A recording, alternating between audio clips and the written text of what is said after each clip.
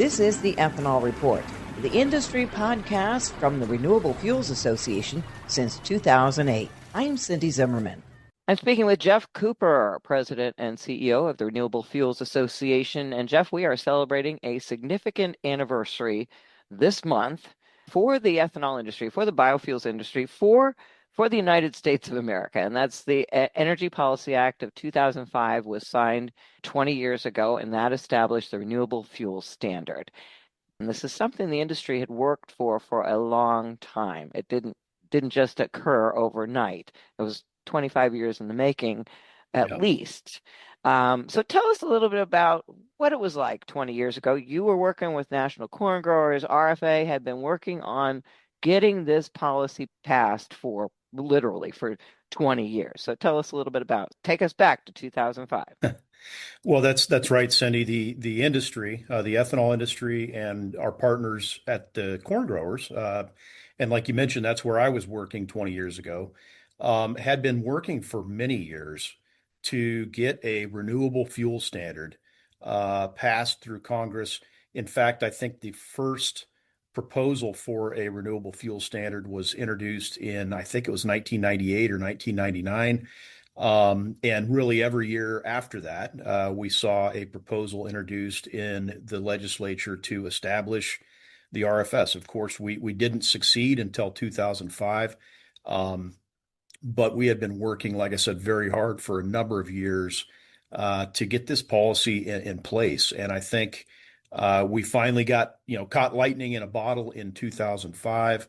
The stars sort of aligned. There were many dynamics, things happening at that time that really all lined up and enabled the bipartisan agreement to establish an RFS. It also, we had an agreement with the oil industry, with the American Petroleum Institute at that time, that an RFS was the preferential path forward for renewable fuels policy. And so everything came together.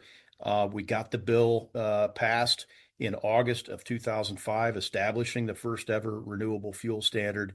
And I think 20 years later, we can look back on the successes of that policy. And I think without a doubt, we can say that the RFS is one of the most successful energy policies, and frankly, one of the most successful agriculture policies that has ever been adopted by Congress. I mean, how many laws, how many policies can you look at 20 years later and say, this law did exactly what it was intended to do? And in fact, it has far surpassed the original expectations. It has lowered gas prices. It has added value to farm commodities and really boosted farm income. It has reduced petroleum imports. It has substantially reduced emissions of greenhouse gases, but also tailpipe pollutants, things like carbon monoxide, things like particulate matter, NOx emissions. The RFS has had a role in reducing those as well. So I think as we look back over the past 2 decades, it is beyond dispute that the RFS has been a resounding success. And we think it has the potential to do even more moving forward as we look at the next chapter of the RFS. And obviously, there's a proposal out from EPA right now to continue expanding volumes under the RFS. But again, overall, very pleased, I think, and very encouraged with the progress we've made on the RFS. Again, there's a lot of energy policies that have been introduced over the years that have had unintended consequences or have not gone as planned. The RFS is not one of those. Everything that we could have dreamed for has occurred under the RFS program, and we want to see that continue well into the future. And we want to mark this occasion. 20 years, that's a long time.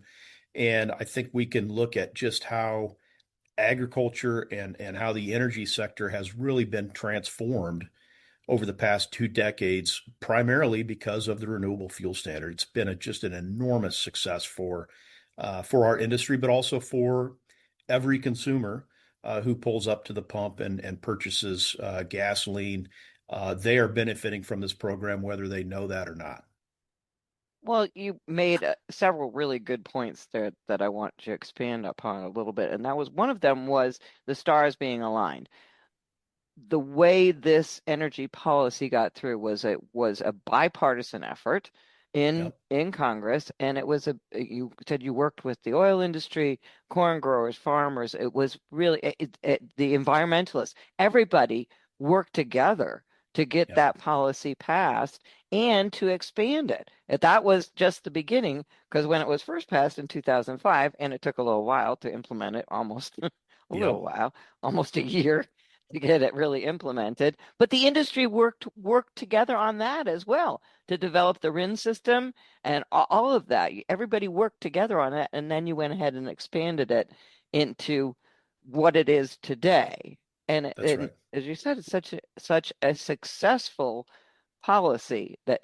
But at any rate, our expand a little bit on what the RFS really is. Yeah. What is it? We talk about Well, what the renewable fuel standard, but what is it? yeah, in essence, and it's really simple. I mean, the implementation hasn't always been simple, and there are definitely some complexities within the regulations themselves. But in essence, the renewable fuel standard simply requires oil refiners and fuel importers to blend increasing amounts of renewable fuels into the fuel supply each and every year. Again, the 2007 bill and the 2005 bill, for that matter, included specific schedules, specific volumes of renewable fuels that were required to be blended into petroleum fuels, and we've seen that schedule play out over the last 20 years. We got to 2022, and at that point, Congress, after 2022, did not specify volumes. They left that in the hands of EPA, and we have seen EPA really since 2022 pick up the reins and continue growing the program, continue growing and expanding the volumes of renewable fuel blending, beyond where they were in 2022. And you look at the volumes required today. I mean, EPA has proposed more than 25 billion gallons of renewable fuels in 2026. That's a far cry from where we started out back in 2025, which was just a 7 or 8 billion gallons of renewable fuel. And we had a lot of critics, a lot of doubters, a lot of people suggesting that there's no way would ever hit those volumes. We far surpassed those. We blew right past those volumes, and here we are today, 4 or 5 times that amount, and continuing to grow. So again, it's a simple program, and the idea all along was uh, we need access. So, biofuels, renewable fuels need some mechanism to gain access into a marketplace that for a century or more had been effectively monopolized and effectively closed to competition. The petroleum market, gasoline market had been, essentially barricaded from any competition. And so the RFS was a way to really drive a wedge into that monopoly and break up that monopoly and allow other fuels to compete and give other fuels access to that marketplace. And we all know that when there's competition in a marketplace, everyone benefits from that. It forces everyone to do better. It results in lower prices for consumers, and that's exactly what we've seen under the renewable fuel standard. Right, and you're on this anniversary. RFA has released some of the results of this, and I thought it was interesting too that we had the first. It was the Energy Act, and Hmm. then in 2007 it became the Energy Independence and Security Act. It That's wasn't right. just about energy; it was about the whole country and being able to have our own fuel supply so we didn't have to import so much fuel from other countries. But what are some of the major results that we've seen over the last 20 years as a direct result of this legislation? Well, and I think you hit the nail on the head, Cindy. When you go back and look at what was happening in the energy markets in that time frame in 2005 and 2007, the United States was incredibly dependent on foreign sources of crude oil to power our vehicles, to power our economy.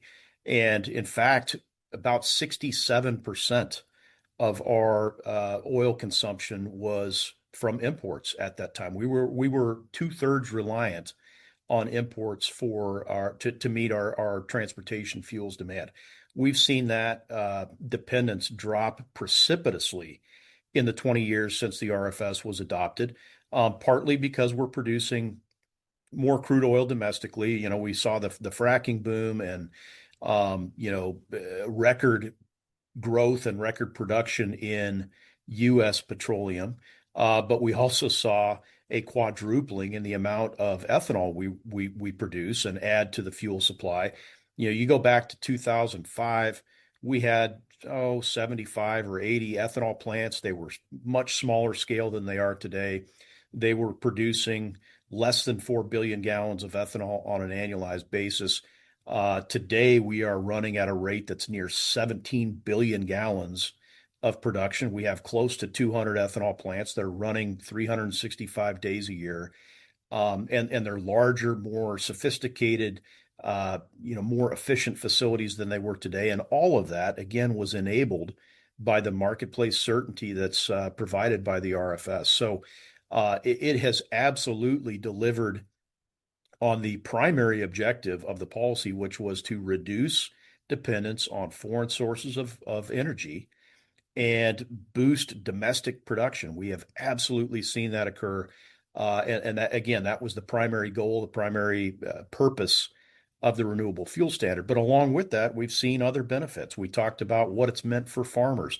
We are home for 5.5 billion bushels of corn demand today that did not exist 20 years ago. Again, we were using maybe a billion and a half, 2 billion bushels of corn for renewable fuels 20 years ago, and like I said, today we're on the way towards 6 billion bushels of demand for corn going into ethanol, and of course that boosts commodity values, that boosts farm income, that boosts land values. It keeps acres in production. It creates demand. It really helps agriculture in terms of having demand-driven market dynamics rather than dealing with huge surpluses and government farm program payments and things like that. So it's been a huge boon for the agriculture community and the farm economy. But like I said, the other thing that the RFS has done that I think is too often overlooked is the impact that these increased volumes of renewable fuels have had on fuel prices.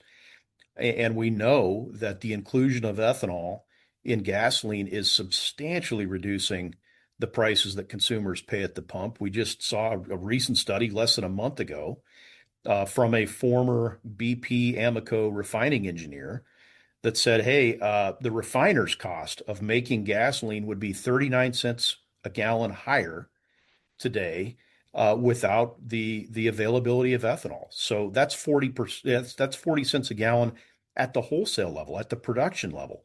By the time you get to retail, we know all you have to do is pull up to any gas pump in the country, any station in the country, and you will notice immediately that the lowest cost fuel available at that station is going to be the fuel that has the highest level of ethanol in it, whether that's E10 compared to E0 or E15, or if you're lucky enough to pull into a station that offers flex fuels like E85, whatever blend, whatever offering has the most ethanol in it is going to be the most affordable, lowest cost option. And that to me has been perhaps the largest benefit of the renewable fuel standard is just what it's done for consumers in terms of their fuel costs. So those are, and again, those were all the goals of the program. I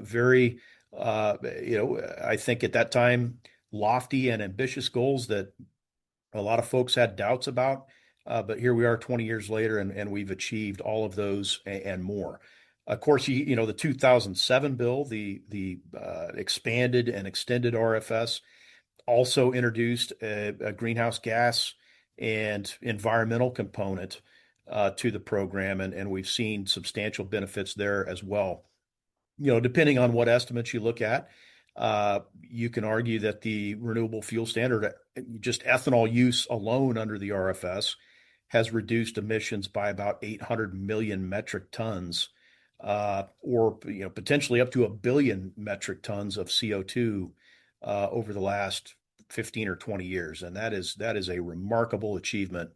That again, I think a lot of people didn't think we would be able to achieve, and here we are, and have a lot of great things to talk about when we talk about the experience we've had with the RFS. Well, and over the last 20 years, there's certainly been a lot of ups and downs, a lot of downs, a lot of opposition came out, especially environmentalist opposition against the way ethanol was produced. But Yeah, but the fact is, it's endured. It's faced opposition. It's faced legislation in Congress. It's faced all kinds of things, and yet the policy has continued to endure. it And the has. benefits that you have outlined really almost can't be argued by anyone. That's So right. you mentioned that we have effectively the RFS has met its end as far as where it was supposed to go, the volumes that it was supposed to achieve, and that Mhm. right now it's up to the EPA to decide. Yep, Correct? Okay. that's correct. So that's where we are right now. So as far as the enduring aspect of the RFS, where do you see us going in the next 20 years? Well, I think because the policy has been so successful, there is strong support for continuing to expand the program, and we've seen that after 2022. And again, there was a lot of concern even within our own industry about, man, what happens to the RFS after 2022 when there are no volume requirements specified, and it's EPA has much more leeway and more discretion to set those volumes. And what we've seen is EPA has looked at this program under different administrations, under the Biden administration, now under the Trump administration, and said, yes, this program is delivering results for the American public. It is reducing fuel prices. It's helping agriculture. It's reducing emissions. It's reducing dependence on imports. So we want to continue expanding this program. We want to double down on the benefits of the RFS, and that's what we've seen from both the Biden administration with the previous RFS volumes that we are currently implementing, and also with the proposed volumes for 2026 and 2027 that EPA recently released. I mean, we're talking about the highest proposed RFS volumes in history. Again, because there's a recognition across this administration, throughout Congress, and really throughout the industry that this is a beneficial policy that we want to not just continue, but we want to continue to strengthen and grow as we move forward. And so we're very optimistic about the next chapter of the RFS. We do expect to see continued growth. And the beauty of the policy is it has no end. Congress in the 2007 bill said, hey, after 2022, this program continues. And the expectation, the purpose, the intent of Congress at that time was that we would continue to gradually grow the volumes of renewable fuels that are required in our fuel supply. So we've just gotten started. I know it feels we've been at this for a long time, 20 years, but we've just gotten started, I think, with the potential of renewable fuels, and the RFS has really created that solid foundation for us to continue to grow in the future. And really, a lot of the potential for growth in the industry has come from the industry itself, from improvements in efficiency and technologies, both on the farm and in the ethanol plants themselves, to increase output, to grow more corn, to produce more ethanol, to do it more efficiently and sustainably, and to have better markets, and to do it to lower your carbon scores, and to have a market like a sustainable aviation fuel on the horizon. But let's talk about what just happened out of the EPA. That EPA released a proposal that would rescind the 2009 endangerment finding. Now, this Mm-hmm. is something I never heard of before. But this could have an impact down the road on some of what EPA does as far as regulating. So tell us about that, about what is the endangerment finding? What does that have to do with the Right. ethanol industry? Well, the simple version, Cindy, is in 2009, the Obama EPA, in response to a court decision, determined that greenhouse gas emissions and carbon dioxide specifically endanger human health and endanger the environment. And therefore, they interpreted that they have the authority under the Clean Air Act to regulate greenhouse gas emissions. And so that's been the basis. That endangerment finding has really been EPA's legal standard and basis that they've used to implement and regulate tailpipe emissions from light duty vehicles, from medium and heavy duty vehicles. We hear about tailpipe standards. The authority that EPA is using to regulate those emissions comes from this endangerment finding. Congress never explicitly gave EPA the authority to regulate tailpipe emissions of CO2 or other greenhouse gases. Um, EPA, like I said, interpreted this court decision and interpreted their own scientific record as giving them that authority. EPA is now saying, we're not sure that we have the authority or the ability, the legal ability to regulate greenhouse gas emissions. They've revisited that original endangerment finding. They've looked at the scientific record. They've looked at many other things, and so now they are proposing to essentially rescind that endangerment finding that gave them the authority to regulate greenhouse gas emissions. What does that mean? Well, we're still getting our arms around that, but the first thing that we know is that EPA is saying, because we believe we don't have the authority to regulate greenhouse gas emissions, we are proposing to revoke all of those tailpipe emission standards for light duty, medium duty, and heavy duty vehicles. We don't think we have the authority or the ability. We don't think Congress ever told us that we have the authority to regulate those emissions. So that's what EPA is proposing. It is just a proposal. They're seeking public comments and input. There will be a public hearing. And then when they finalize this rule, which probably would happen sometime very late this year or early next year, we know they're going to be sued by the environmental community and very likely by many other groups. And so we'll see where all of this ends up. But coming back to the RFS, we've had a lot of people asking, well, what does this mean for the RFS? Because the RFS requires that renewable fuels reduce greenhouse gas emissions. And that is absolutely true. That was an outcome of the 2007 bill.